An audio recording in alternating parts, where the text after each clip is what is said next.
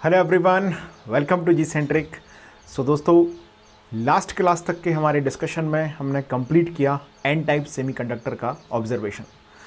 मुझे उम्मीद है कि आप सभी लोगों ने एन टाइप सेमीकंडक्टर के सारे सेशंस को अटेंड किया होगा और अच्छी तरीके से आपने चीज़ों को कोरिलेट करके कॉन्सेप्ट्स को समझ लिया होगा और आपने कंडक्शन बैंड, बैलेंस बैंड किस तरीके से हम डिफाइन करते हैं एन टाइप सेमीकंडक्टर के अंदर, डोनर एनर्जी लेवल क्या है, फर्मी एनर्जी लेवल कैसे डिफाइन किया जाता है, टेम्परेचर बढ़ाने पर क्या क्या उसमें चेंजेस होते हैं, इन सभी विशेष मुद्दों पर हमने प्रॉपर डिस्कशन किया हुआ है। तो आप सभी लोगों ने यहाँ तक के सेशंस को अटेंड किया होगा और काफ़ी कुछ आप लोगों ने समझ लिया होगा।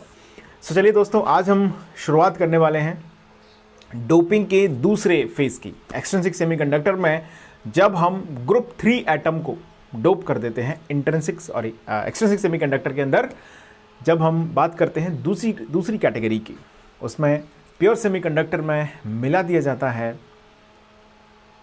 ग्रुप 3 एलिमेंट, तो बनता है आपका पी टाइप सेमीकंडक्टर। तो दोस्तों, आज के सेशन के ऑनवर्ड्स हम लोग चर्चा करेंगे पी टाइप सेमीकंडक्टर से जुड़े हुए सारे ऑब्जर्वेशंस की, सारे डिस्कशंस की। Let's make the heading first. Doping with group 3 element, या जिसे हम बोलते हैं एक्सट्रिंसिक सेमीकंडक्टर में, this is called the P type semiconductor. So guys, जब आप ग्रुप 3 एलिमेंट को डोप करते हैं, doping with group 3 element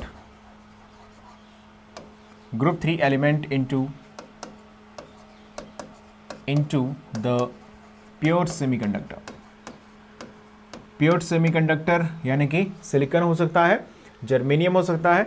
silicon germanium के अंदर जब हम ग्रुप 3 के एलिमेंट, ग्रुप 3 कौन है? बोरॉन आ गया, एल्यूमिनियम आ गया, गैलियम आ गया, इंडियम आ गया, ये हैं ग्रुप 3 के एलिमेंट्स। तो ग्रुप 3 एलिमेंट्स को जब सिलिकॉन क्या है? फोर्थ ग्रुप का एलिमेंट है। सिलिकॉन के सब जब जोड़ा जाता है तो बनता है पी टाइप सेमीकंडक्टर। ओके, अब मैं ये बात एन टाइप में भी डिस्कस कर चुका हूं कि जो डोपिंग का पर्पस है वो है to enhance the performance of a semiconductor, basically in the sense of conductivity. More number of charge carriers required होते हैं प्रैक्टिकल इलेक्ट्रॉनिक डिवाइसेस में, जिनको इंट्रिंसिक सेमीकंडक्टर पूरा नहीं कर पाता, तो ऑब्वियसली बनाया जाता है एक्सट्रिंसिक, जिसमें एन टाइप हमने डिस्कस कर लिया है, पी टाइप की आज हम चर्चा कर रहे हैं। सो दोस्तों, purpose is very clear to improve the conductivity, यानी कि anyhow number of charge carriers concentration per centimetre cube अगर हम इंक्रीज कर सकते हैं तो वो हमारे लिए बहुत इंपॉर्टेंट होगा।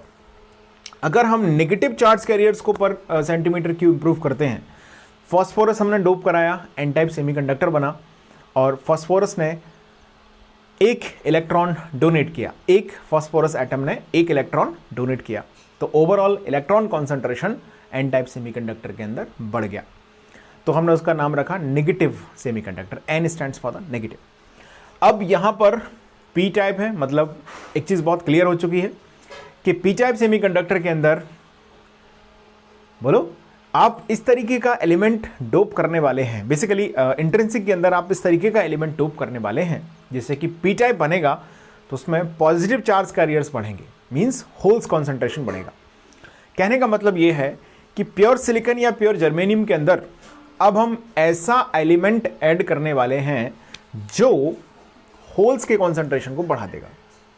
बात समझ में आ गई? इसी चीज को आज हम सही तरीके से समझते हैं, समझिएगा। तो वेरी फर्स्ट एक पॉइंट लिख लो, चाहो तो लिखेगा P type semiconductor, heading is लिखिए, it is formed by adding trivalent का मतलब है जिसमें ग्रुप 3 या जिसके बैलेंसी इलेक्ट्रॉन्स की संख्या कितनी है? 3 है। एडिंग ट्राईवैलेंट एटम, ट्राईवैलेंट के ब्रैकेट में आप चाहो तो लिख दो ग्रुप 3,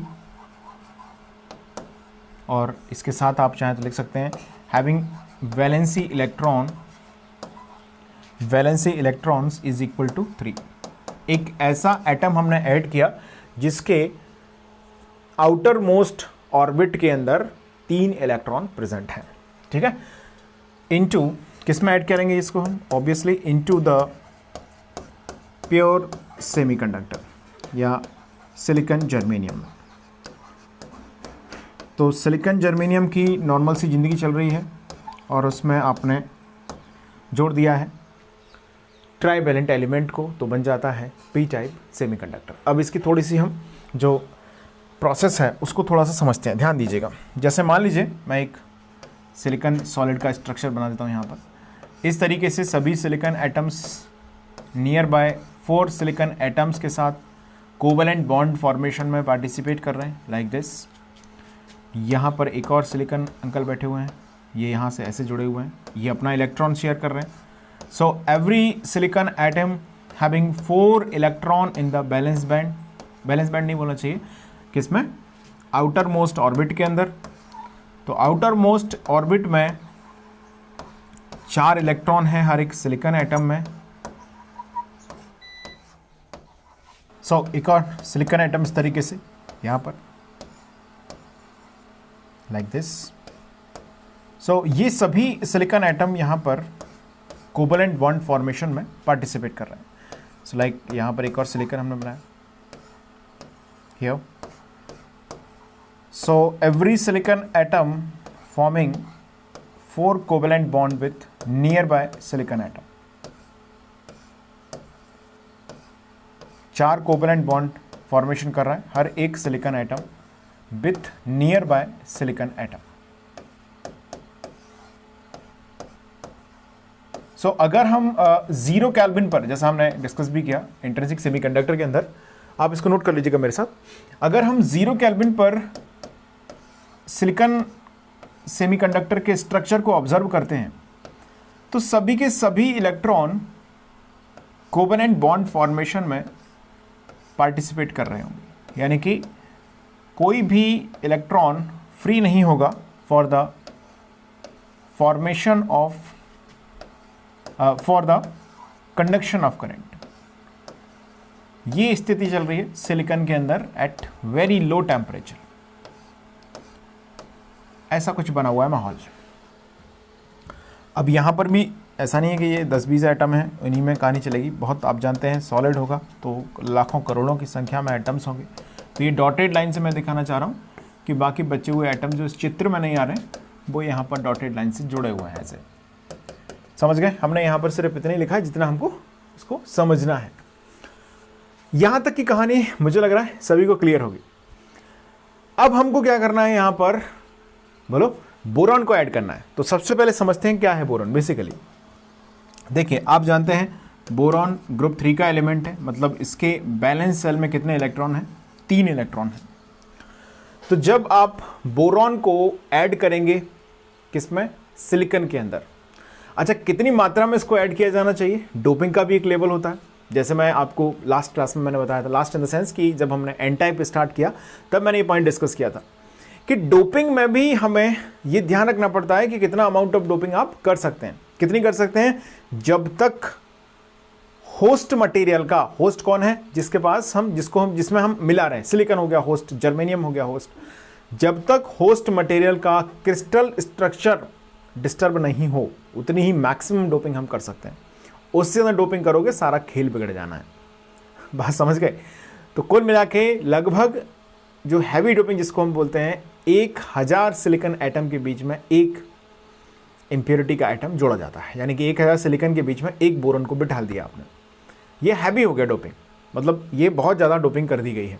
इससे कम कितनी होगी? अब 10⁶ सिलिकॉन एटम्स ले लीजिए, यानी कि 10 लाख, उनके बीच में एक बोरॉन एटम को बिठा दीजिए, या 10⁸, 10⁻10 इस लेवल तक की डोपिंग्स की जाती हैं। अब एग्जैक्टली बोरॉन को जब आपने मिलाया, किस में मिलाया? सिलिकॉन में मिलाया, तो क्या होगा? देखिए, यहां पर मान लीजिए इस जगह पर सिलिकॉन था पहले से, अब आपने यहां से इस वाले के साथ कर लेते हैं। देखो ये मान लीजिए, अब अगर आपने यहां से सिलिकॉन को क्या किया? हटा दिया, और आपने यहां पर ऐड कर दिया किसको? बोरॉन को। अब ध्यान दीजिएगा, अब आप जानते हैं एक चीज यहां पर कि जो बोरॉन है उसके अंदर तो कितने बैलेंस इलेक्ट्रॉन हैं? 3 ही बैलेंस इलेक्ट्रॉन हैं, बिल्कुल सही बात है। सिलिकॉन के अंदर कितने बैलेंस इलेक्ट्रॉन होते हैं गाइस? सिलिकॉन के अंदर 4 बैलेंस इलेक्ट्रॉन हैं।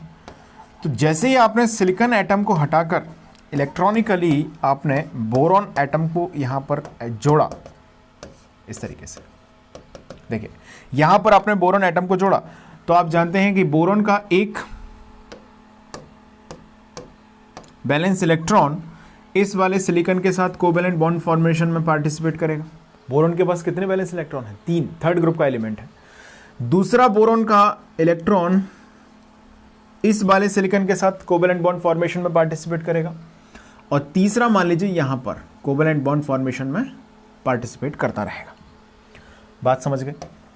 यहां पर इस तरीके से।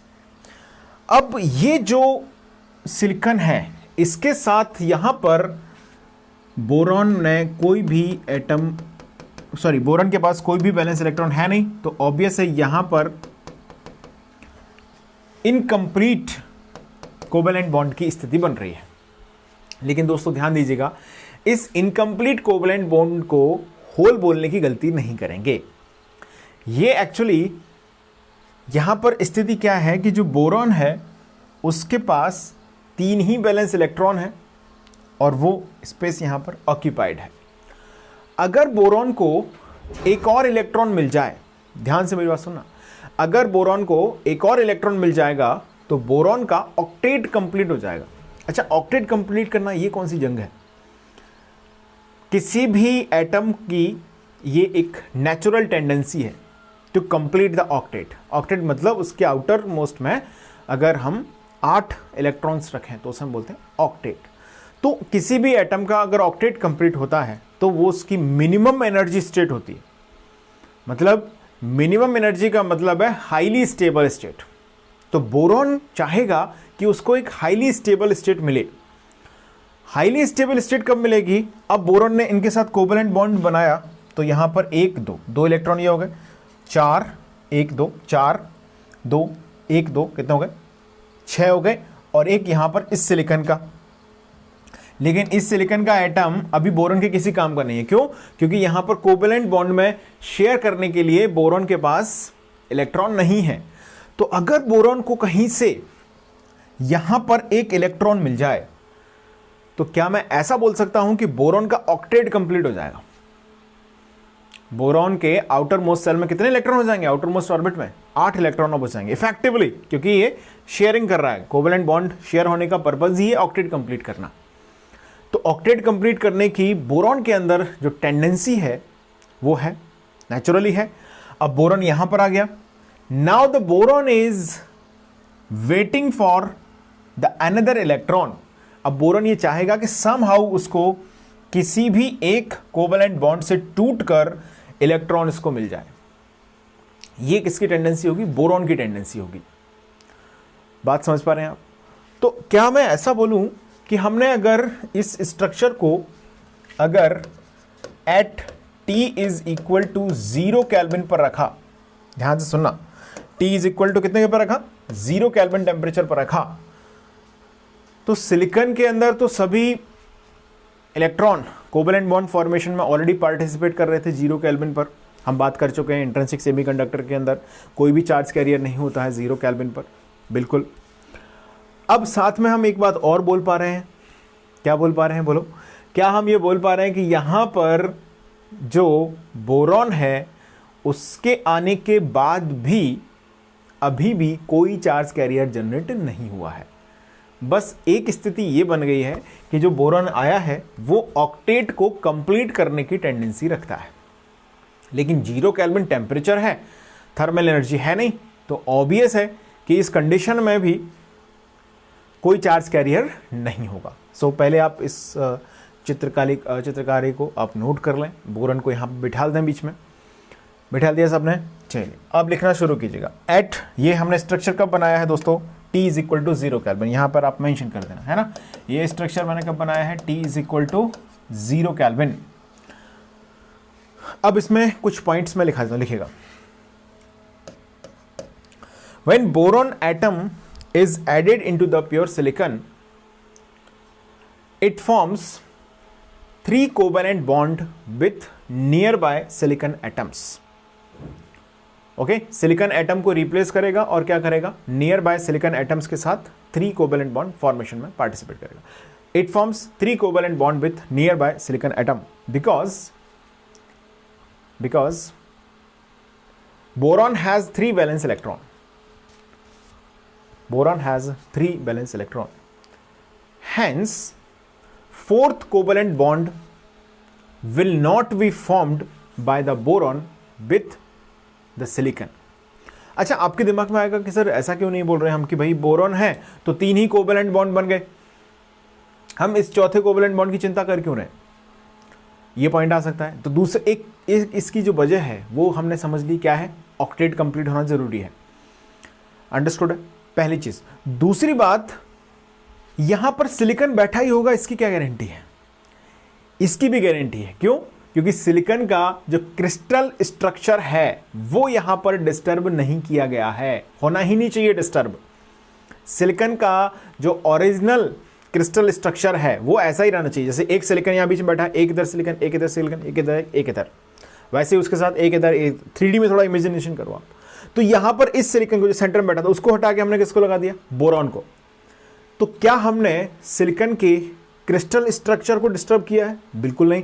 यानी कि यहां पर एक सिलिकॉन बैठा था, यहां पर बैठा था, यहां पर बैठा था, यहां पर बैठा था। अब मान लीजिए ये और ये, इन तीनों सिलिकॉन के साथ तो कोवेलेंट बॉन्ड बना लिए बोरॉन ने।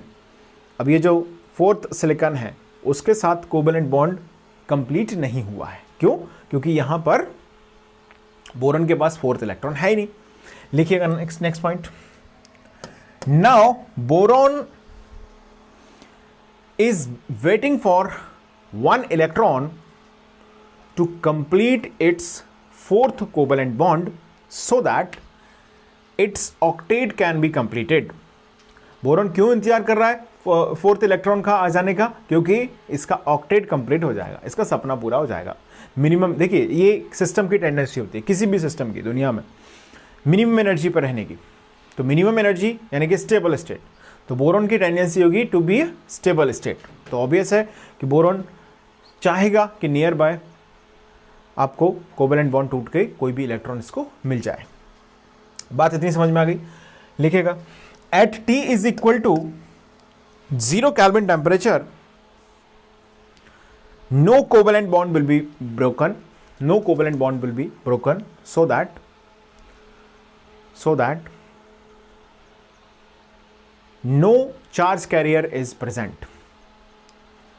ओके, कोई भी चार्ज कैरियर प्रेजेंट नहीं है। Hence at T is equal to 0 Kelvin temperature P type semiconductor has no charge carrier। Therefore at 0 Kelvin temperature current flow in the p-type semiconductor will be 0 if we connect the supply across the terminal of p-type semiconductor। अगर हम p-type semiconductor के terminals पर supply को connect कर दें तब भी दोस्तों कोई करंट फ्लो नहीं होगा। जैसे मान लीजिए इसी चित्र में मैं आपसे बोलूं कि ये रही बैटरी, बैटरी क्या करेगी? इलेक्ट्रिक फील्ड प्रोवाइड करेगी। What battery will do guys? It will provide the electric field, but electric field क्या करेगा? जब चार्ज कैरियर ही नहीं है तो चार्ज कैरियर्स का फ्लो कहां से हो जाएगा? तो इस कंडीशन में अगर आप देखें तो जो करंट फ्लो है I इज इक्वल टू आएगा 0। अब बढ़ाते हैं टेम्परेचर, तापमान बढ़ाया। अब देखो हमने एक चीज समझ ली, 0 केल्विन टेम्परेचर पर इंट्रिंसिक सेमीकंडक्टर हो, एन टाइप सेमीकंडक्टर हो, पी टाइप सेमीकंडक्टर हो, सबकी कहानी सेम है। मतलब no current flow, no charge carrier. अंतर सिर्फ इतना है कि इंट्रिंसिक सेमीकंडक्टर में ज्यादा टेम्परेचर बढ़ाने पर ही चार्ज कैरियर्स जनरेट होना शुरू होते हैं और उसका भी एक लिमिटेशन है। लेकिन एन टाइप में हमने देखा कि थोड़ा सा टेम्परेचर बढ़ा दिया जाए, 50 केल्विन, 70-80 केल्विन टेम्परेचर कर दिया जाता है तो उतने पर ही चार्ज कैरियर्स जनरेट होना शुरू हो जाते हैं। बिल्कुल सेम टाइप की एनालॉजी यहां पर भी लगेगी, समझेंगे ध्यान से। देखिए अब अगर मान लीजिए गाइस, इसको कॉपी पेस्ट कर लेते हैं। अब अगर मान लीजिए